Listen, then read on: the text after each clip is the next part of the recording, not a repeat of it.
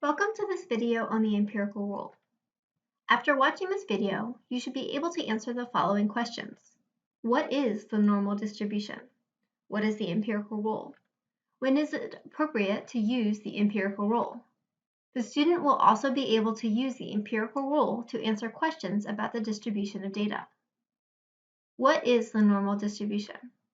The normal distribution is a probability distribution described by the following probability density function. In this equation, sigma is the population standard deviation and mu is the population mean. Because the equation for this curve is very complicated, statisticians generally use technology to create this curve. The normal curve is also referred to as a bell curve because of its bell shape. Notice that this graph is unimodal and symmetric. To learn how to describe the shapes of graphs, please watch the video entitled Describing the Shape of Histograms. The shape of the normal distribution. Note that the bell shape may be stretched out or compressed depending on the size of the standard deviation. Regardless of the shape of the graph, the area under the curve is always 1 or 100%. That is because the area under the curve represents the probability of any event occurring. Remember, probabilities always add up to 1 or 100%. The empirical rule. The empirical rule, sometimes called the 65-95-99.7 rule, refers to the approximation of the area under the normal curve. Some courses will require you to memorize the percents associated with the area under the curve. Keep in mind that all of these values are approximations. To avoid errors, it is best to use technology to find the area under the curve. When to use the empirical rule. It is only appropriate to use the empirical rule if the data set you are analyzing is normally distributed. There are statistical tests for normality that can be performed on a set of data. If you are not given the data, then a problem must state that the data is normally distributed before you can employ the empirical rule. What is the empirical rule? The empirical rule states that approximately 68% of the data lies within 1 standard deviation of the mean, approximately 95% of the data lies within 2 standard deviations of the mean, and approximately 99.7% of the data lies within 3 standard deviations of the mean. The remaining 0.3% of the data lies beyond 3 standard deviations of the mean. Notice that this 0.3% is split into two. Half of it is on the left-hand side to the left of the mean, and the other half is to the right of the mean. When to use the empirical rule. Determine which of the following probability distributions are normally distributed. Pause the video, write down your answer, and then unpause it to see if you are correct. Choice C is the only option that is normally distributed. Option A is bimodal, option B is skewed left, option D is skewed right, and option E is a uniform distribution. The empirical rule. A normal distribution is always centered around the mean of the data. The left and right halves of the graph on either side of the mean are symmetric. That means if you folded the graph along this dotted line, the left and the right half would be superimposed upon each other, and they would match. As we move to the right of the mean, we are adding standard deviations. The plus 1s means that we add 1 standard deviation to the mean. Plus 2s means that we add 2 standard deviations to the mean. As we move to the left of the mean, we are subtracting standard deviations. The minus 1s means that we subtract a standard deviation from the mean. Minus 2s means that we subtract 2 standard deviations from the mean. Let's do an example to clarify this concept. Suppose you are given a data set and told that it is normally distributed with a mean of 10 and a standard deviation of 2. Use this information to draw the distribution of the data. Notice I'm going to start here with the normal distribution that's been labeled with the empirical rule.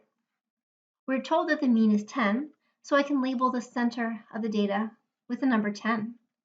We're also told that the standard deviation is 2, so I can add the standard deviation to the mean. 10 plus 2 is 12, so the next tick mark on the normal curve is going to be 12. Can you predict what the next number is going to be? If you said 14, that's correct. Again, we add 1 standard deviation to 12, or if you want to think about it, we're adding 2 standard deviations to the mean. So 10 plus 2 times 2 is 10 plus 4. That gives us 14.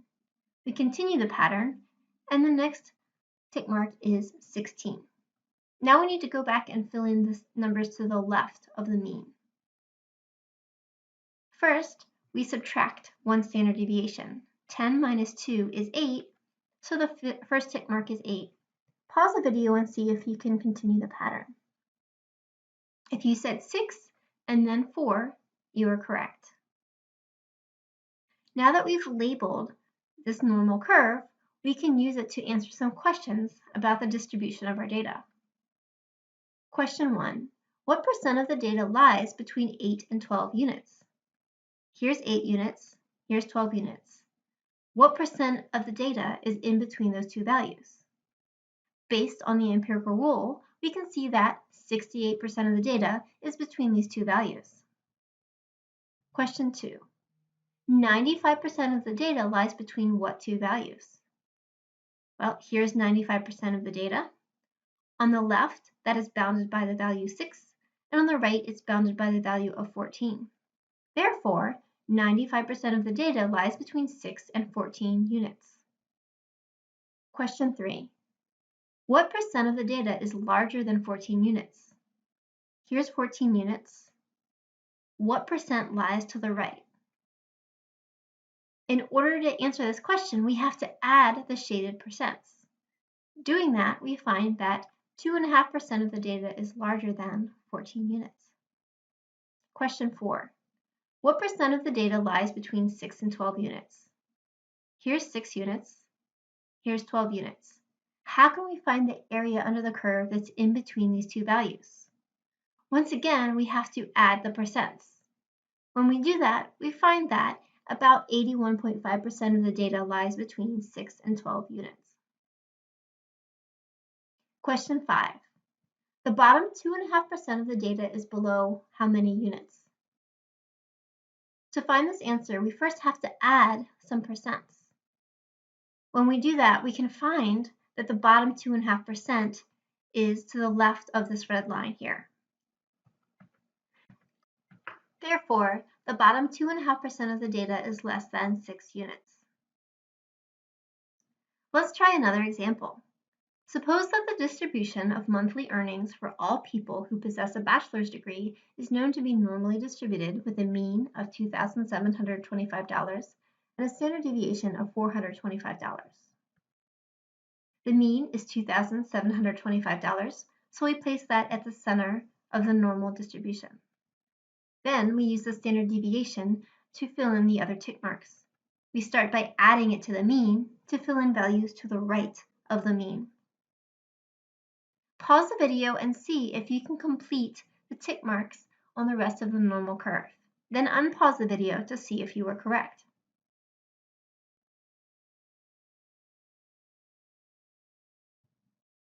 Were you correct? Now we can start answering questions about the distribution of the data. Question 1. What percent of people with bachelor's degrees make between $2,300 and $3,150 a month? Here's $2,300, here's $3,150. As you can see, approximately 68% of people with bachelor's degrees make between these two values. Question 2.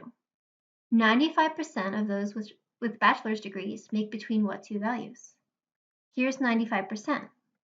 On the left, it's bounded by the number $1,875, and on the right, it's bounded by the number $3,575.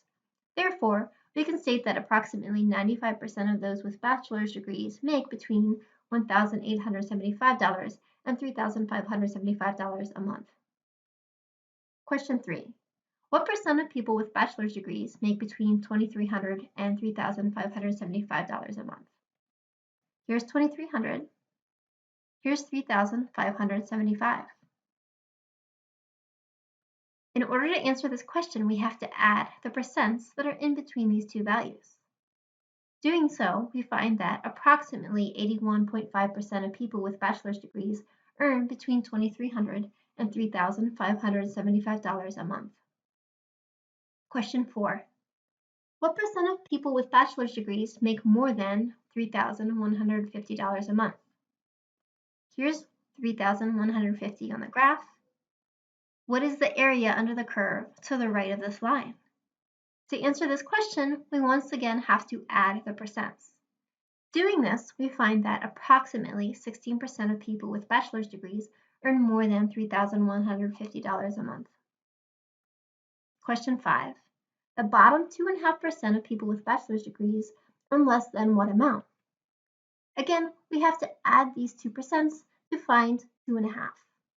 We draw a line here and note that to the left of it is 2.5%.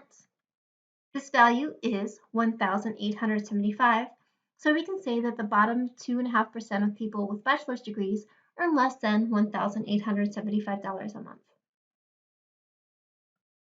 Can you think of any limitations of using the empirical rule? Pause the video, think about it, and write down your answer. The empirical rule relies on values being a whole number of standard deviations away from the mean. This model doesn't help us at all if we want to find, for example, the percent of data that lies 1.5 standard deviations above the mean. As we advance in this course, we will learn more robust methods for finding the area under the normal curve, such as using z-scores.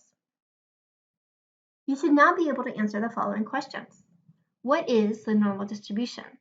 Remember, the normal distribution is a probability density function that is bell-shaped. It is unimodal and symmetric. What is the empirical rule? The empirical rule, or the 68, 95, 99.7 rule, describes approximations for the area under the normal curve. The empirical rule states that approximately 68% of the data lies within 1 standard deviation of the mean, approximately 95% of the data lies within 2 standard deviations of the mean, and approximately 99.7% of the data lies within 3 standard deviations of the mean. Remember, that leaves 0.3% remaining beyond 3 standard deviations of the mean. Lastly, when is it appropriate to use the empirical rule? Remember, you can only apply the empirical rule if your probability distribution is normally distributed.